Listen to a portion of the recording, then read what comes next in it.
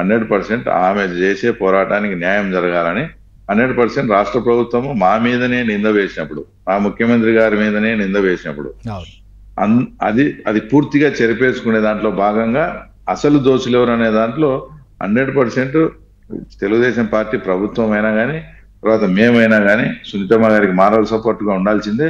మా దగ్గర ఏమైనా సమాచారం ఉన్నా, ఆమెకు ఏదైనా అవసరమైన సమాచారం ఉన్నా మేము తప్పకుండా అందియాల్సిన పరిస్థితి. ఎందుకంటే దగ్గర బంధువులతోనే ఆయన హత్య గావింపబడి, ఆ హత్యను మళ్ళా ఇతరుల మీదకి తోసి, దాంతో ఒక పొలిటికల్ అడ్వాంటేజ్ కూడా తీసుకొని ఇన్ని చేసిన వాళ్ళను ఎవరు కూడా క్షమించకూడదు. తప్పకుండా వాళ్ళకు శిక్ష పడాలని, ఎవరైతే దాంట్లో దోషులుగా ఉన్నారో వాళ్ళకి శిక్ష పడాలని ఉంది. దీంట్లో ఇంపార్టెంట్ ఇంకోటి ఏంటంటే, ఇప్పటి వరకు కూడా అవినాష్ రెడ్డి వరకు వచ్చి ఆగిపోయిందండి ఇది.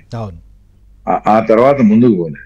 కానీ సిబిఐలో ప్రతిసారి వాళ్ళకు బెయిల్ అప్లికేషన్స్ అప్పుడు కానీ, ఇంకొకప్పుడు కానీ దీంట్లో బిగ్ కాన్స్పిరసీ ఉంది, ఇంకా మేము ఫైనల్ చార్జ్ షీట్ వేయాలి, దీంట్లో చాలా కుట్రకోణం దాగి ఉందని అంటున్నారు. అప్పుడు గతంలో అంటే వాళ్ళకి ఏదన్నా ఒత్తిళ్లు కావచ్చు, ఇంకోటి కావచ్చు, ఏదన్నా ఉంటాయి. కానీ ఎన్ని రోజులు సిబిఐ ఇట్లా బిగ్ కాన్స్పిరసీ అని పెడతారని సాక్షాత్తు సుప్రీంకోర్టు జడ్జి గారే అడిగారు. చీఫ్ జస్టిస్ గారు చంద్రచూడ్ గారే బెంచ్ మీద కామెంట్ చేశారు. ఎప్పుడు చూసినా మీరు బిగ్ కాన్స్పిరసీ ఉంది, కుట్రకోణం ఉందంటారు, ఎప్పుడు బహిర్గతం చేస్తారు, ఎంత టైం కావాలి మీకు అని.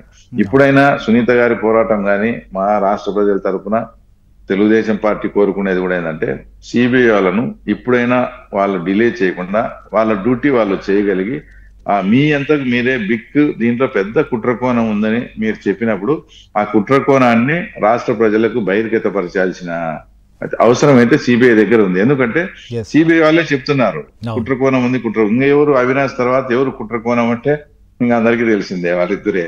ఆ కుట్రకోణం అనేది బయట పెట్టాలి. దానికోసమే సునీతమ్మ ప్రయత్నం. కానీ ఇప్పుడు అవినాష్ రెడ్డి వరకు వాళ్ళే చేసినారు అనేది అందరికీ తెలుసండి. దాంట్లో ఏం దాచిపెట్టుకోవాల్సిన పని లేదు. వాళ్ళ నుంచి ఆ టైంలో కాల్స్ పోవడము, వాట్సాప్ కాల్స్ మాట్లాడుకోవడం, ఇది 100% అదంతా కరెక్టే. ఆ వెనుక ఎవరున్నారనేది తేలాలి.